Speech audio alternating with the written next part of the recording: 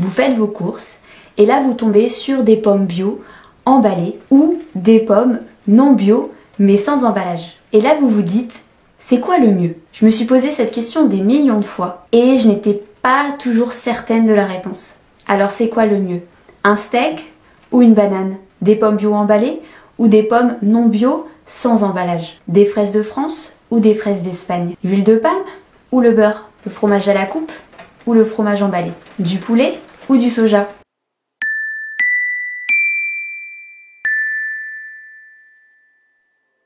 Bienvenue sur la chaîne Au gré du vent, je suis Chris. Alors si vous voulez avoir tout de suite les réponses aux questions que j'ai posées, n'hésitez pas à aller tout de suite à la minute qui s'affiche ici sur la vidéo. Comme ça vous passerez toutes les explications. Et si vous voulez avoir les explications, restez avec moi. Alors désolé pour le bruit, c'est la pluie qui tombe sur les Velux.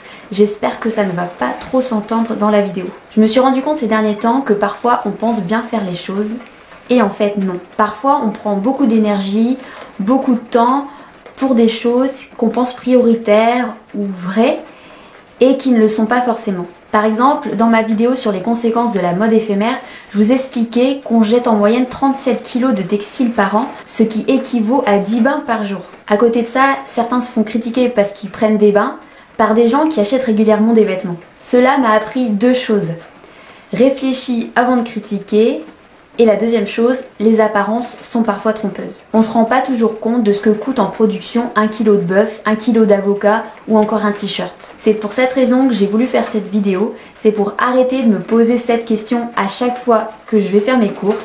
C'est quoi le mieux?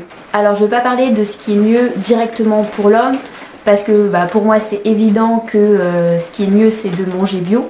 Alors j'ai choisi de comparer tous les aliments en fonction de leur émission en CO2, car selon moi c'est un critère important de pollution.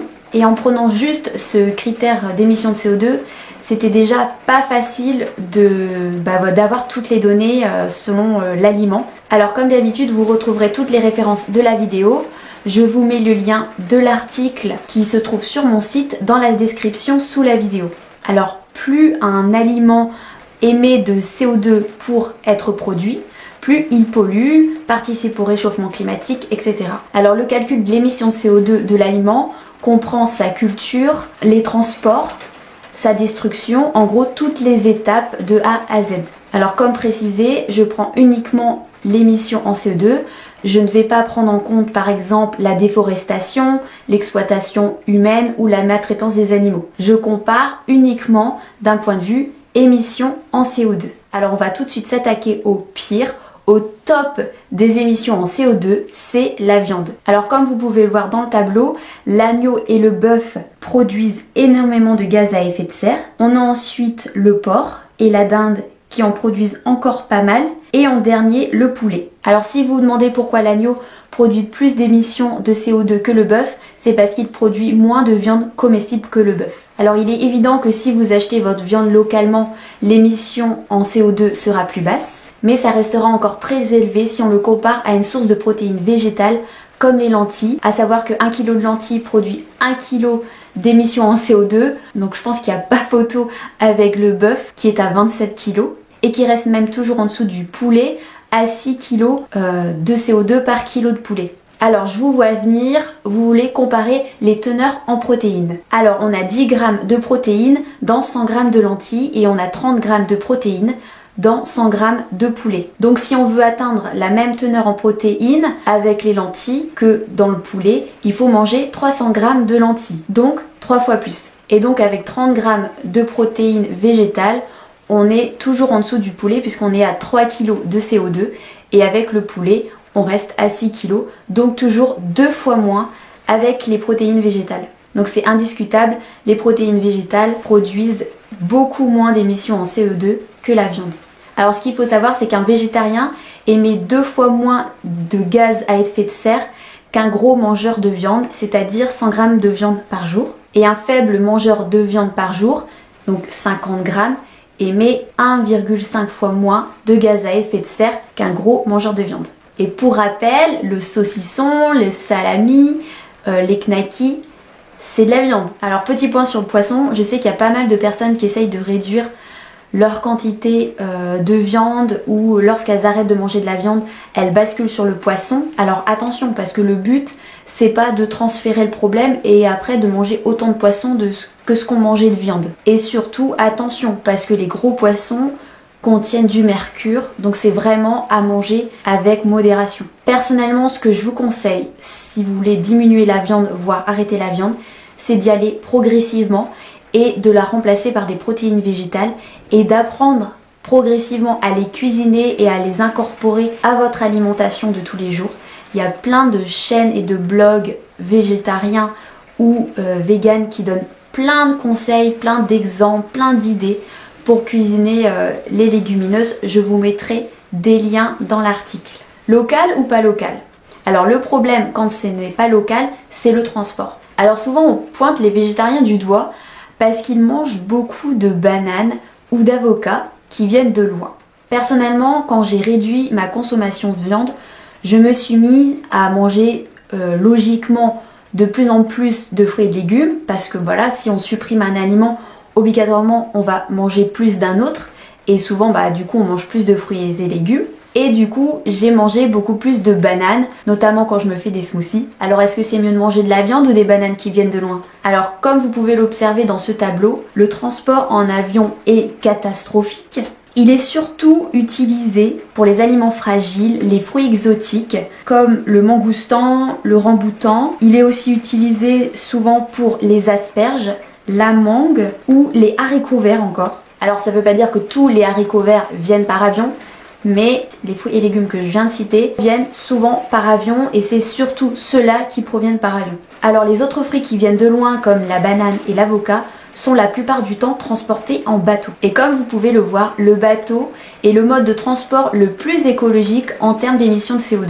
Alors la banane émet 480 grammes d'émissions de CO2 pour 1 kg de banane, ce qui est, on va dire, rien du tout. Transport compris bien sûr. Alors oui bien sûr c'est mieux de manger des fruits et légumes locaux, mais c'est largement mieux de manger des bananes qui viennent d'Afrique du Sud que de manger de la viande locale. Les chiffres sont clairs. Vrac ou emballé? Alors on a tout de suite envie de dire vrac évidemment, enfin comment on peut privilégier de l'emballé par rapport au vrac?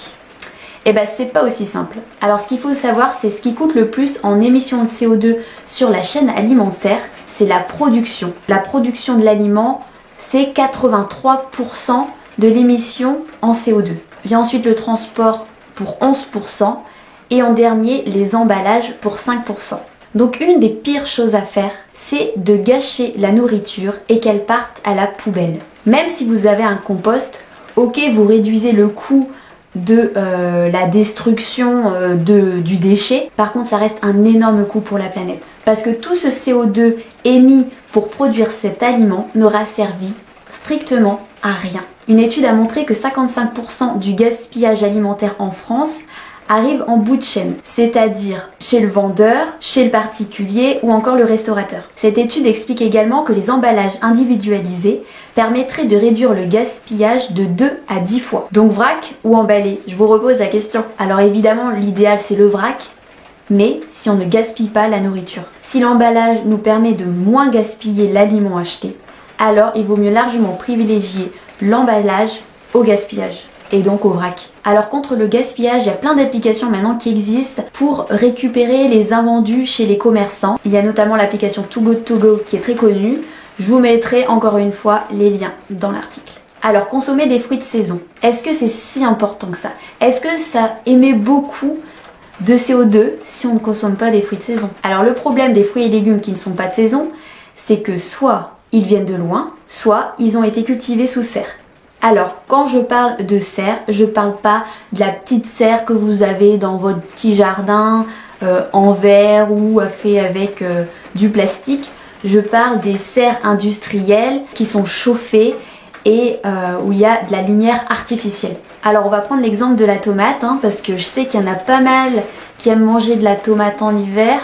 Alors, une tomate élevée sous serre en France émet 4 fois plus de CO2 qu'une tomate produite en Espagne et donc importée en France. Et cette même tomate cultivée sous serre en France émet 8 fois plus de CO2 qu'une tomate cultivée en France de saison, c'est-à-dire à l'air libre avec le soleil. Et on ne parle pas de la qualité nutritive.